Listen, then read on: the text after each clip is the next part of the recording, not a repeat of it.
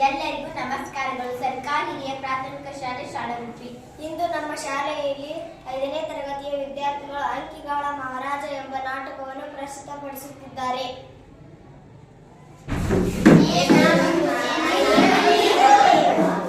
ನೀವೇ ಕೆಲಸ ಮಾಡ್ತಿದ್ದೀರಾ? ನಾವು 1ರಿಂದ 9 ಅಂಕಿಗಳಿದ್ದೇವೆ.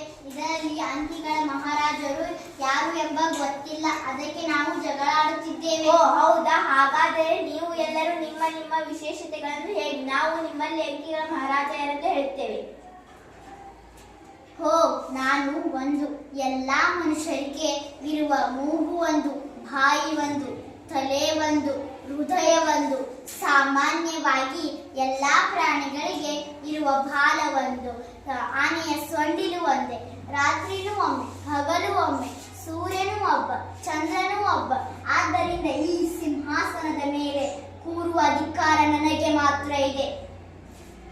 ನಿಲ್ಲು ನಿಲ್ಲು, ನಾನು 2, ನಿನ್ನಕ್ಕಿಂತ ದೊಡ್ಡವನು. ಕೈ 2, ಕಾಲು 2, ಕಿವಿ 2, ಕಣ್ಣು 2, ಶ್ವಾಸಕೋಶ 2, ಕಿಡ್ನಿ 2, ಆನೆಯ ದಂತ 2.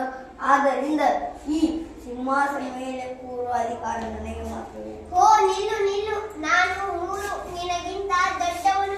ಶಿವನಿಗೆ ಕಣ್ಣುಗಳು ಇರುವುದು 3, ವಿಭೂತಿಯ ರೇಖೆಗಳು 3, ಫ್ಯಾನ್ಗಳ ರೆಕ್ಕೆಗಳು 3, ತ್ರಿಭುಜದ ಬಾಹುಗಳು 3, ಕೋನಗಳು 3, ಶೃಂಗಗಳು 3, ಬ್ರಹ್ಮ ವಿಷ್ಣು ಮಹೇಶ್ವರರು 3, ನೀರಿನ ಪರಮಾಣುಗಳು 3, ಕಾಲಗಳು 3. ಆದ್ದರಿಂದ ಈ ಸಿಂಹಾಸನದ ಮೇಲೆ ಕೂರುವ ಅಧಿಕಾರ ನನಗೆ ಮಾತ್ರ ಇದೆ. ಓ ನಿಲ್ಲು ನಿಲ್ಲು, ನಾನು 4, ನಿನಗಿಂತ ದೊಡ್ಡವನು. ಈ ಸಿಂಹಾಸನದ ಕಾಲು 4, ಸಿಂಹಾಸನದ ಕಾಲು 4, ವೇದಗಳು 4, ಪ್ರಾಣಿಗಳ ಕಾಲು 4, ವರ್ಣಗಳು 4, ಚತುರ್ಭುಜದ ಬಾಹುಗಳು 4, ಕೋನಗಳು 4. ಆದ್ದರಿಂದ ಈ ಸಿಂಹಾಸನದ ಮೇಲೆ ಕೂರುವ ಅಧಿಕಾರ ನನಗಿದೆ ಮಾತ್ರ. ಓ ನಿಲ್ಲು ನಿಲ್ಲು, ನಾನು 5, ನಿನಗಿಂತ ದೊಡ್ಡವನು. ಕೈ ಬೆರಳುಗಳು 5, ಪಂಚಭುಜಾಕೃತಿಯ ಬಾಹುಗಳು, ಕೋನಗಳು, ಶೃಂಗಗಳು 5, ಕನ್ನಡದಲ್ಲಿರುವ ಅವರ ಅನುನಾಸಿಕಗಳು 5, ಆಹಾರದ ಪೋಷಕಾಂಶಗಳು 5. ಆದ್ದರಿಂದ ಈ ಸಿಂಹಾಸನದ ಮೇಲೆ ಕೂರುವ ಅಧಿಕಾರ ನನಗೆ ಮಾತ್ರ ಇದೆ. ಓ ನಿಲ್ಲು ನಿಲ್ಲು, ನಾನು 6, ನಿನಗಿಂತ ದೊಡ್ಡವನು.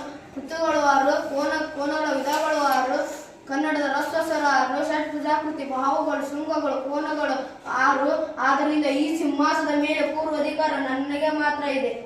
ಓ ನಿಲ್ಲು ನಿಲ್ಲು, ನಾನು 7, ನಿನಗಿಂತ ದೊಡ್ಡವನು. ಕಾಮನ ಬಿಲ್ಲಿನಲ್ಲಿ ಬಣ್ಣಗಳು 7, ಸಪ್ತ ಋಷಿಗಳು 7, ಸಪ್ತಪದಿ ಹೆಜ್ಜೆಗಳು 7, ಸಾಗರಗಳು 7, ಜನ್ಮಗಳು 7, ಚರ್ಮಗಳು 7. ಆದ್ದರಿಂದ ಈ ಸಿಂಹಾಸನದ ಮೇಲೆ ಕೂರುವ ಅಧಿಕಾರ ನನಗೆ ಮಾತ್ರವಿದೆ. ಓ ನಿಲ್ಲು ನಿಲ್ಲು, ನಾನು 8, ನಿನಗಿಂತ ದೊಡ್ಡವನು. ದಿಕ್ಕುಗಳು 8, ಗ್ರಹಗಳು 8, ಅಷ್ಟಭುಜಾಕೃತಿಗಳಲ್ಲಿರುವ ಬಾಹುಗಳು, ಕೋನಗಳು, ಶೃಂಗಗಳು 8.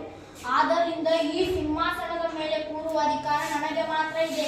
ಓ ನಿಲ್ಲು ನಿಲ್ಲು, ನಾನು 9, ನಿನಗಿಂತ ದೊಡ್ಡವನು. ಮನುಷ್ಯರ ದೇಹದಲ್ಲಿರುವ ರಂಧ್ರಗಳು 9, ಸಿರಿಧಾನ್ಯಗಳು 9, ಘಾತಾಂಕದ ನಿಯಮಗಳು 9, ಕನ್ನಡದಲ್ಲಿ ಅವರಿಗೆ ವ್ಯಂಜನಾಕ್ಷರಗಳು 9, ತಾಯಿ ಗರ್ಭದಲ್ಲಿ ಮಗು ಇರುವುದು 9 ತಿಂಗಳು.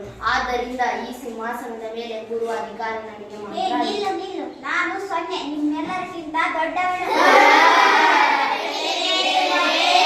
ನಾನು ನಿಮ್ಮ ಬೆಲೆಯನ್ನು ಹೆಚ್ಚಿಸುತ್ತೇನೆ. ಹೇ ಒಂದು, ಬಂದು ನನ್ನ ಪಕ್ಕದಲ್ಲಿ ನಿಂತಿಕೋ. ಈಗ ನನ್ನ ಬೆಲೆ ಎಷ್ಟು? 10.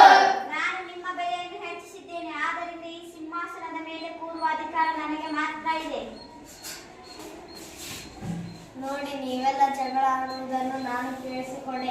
ನಿಮ್ಮಲ್ಲೇ ಜಗಳ ಆಡುವುದು ಸೂಕ್ತವಲ್ಲ. ಗಣಿತದಲ್ಲಿ ನೀವೆಲ್ಲರೂ ಸಾಮಾನ್ಯರೇ. ಗಣಿತದಲ್ಲಿ ದೊಡ್ಡವನು ಚಿಕ್ಕವನು ಅಂತಿಲ್ಲ, ಎಲ್ಲಾ ಅಂಕಿಗಳು ಸಮ. ಗಣಿತ ಲೋಕಕ್ಕೆ ಜಯವಾಗಲಿ. ಗಣಿತ ಲೋಕಕ್ಕೆ ಜಯವಾಗಲಿ. ಇಲ್ಲಿವರೆಗೆ ಅಂಕಿಗಳ ಮಹಾರಾಜ ಯಾರೆಂಬ ನಾಟಕವನ್ನು ಪ್ರಸ್ತುತಪಡಿಸಿದ್ದೀರಾ. ಗಣಿತ ಎಂಬುದು ವಿಶ್ವದಂತ ವಿಶಾಲವಾದ ವ್ಯಾಪ್ತಿಯನ್ನು ಹೊಂದಿದೆ. ಹೀಗೆ ಭೂಮಿಯ ಮೇಲೆ ನೆಲ, ಜಲ, ವಾಯುಗಳು ಇಲ್ಲದಿರುವ ಸನ್ನಿವೇಶವನ್ನು ಕಲ್ಪಿಸಿಕೊಳ್ಳಲು ಸಾಧ್ಯವಿಲ್ಲ. ಹಾಗೆ ವಿಶ್ವದಲ್ಲಿ ಯಾವುದೇ ಒಂದು ಭಾಗದಲ್ಲಿ ಗಣಿತ ಇರದ ಸ್ಥಾನವನ್ನು ಕಲ್ಪಿಸಿಕೊಳ್ಳಲು ಸಾಧ್ಯವಿಲ್ಲ.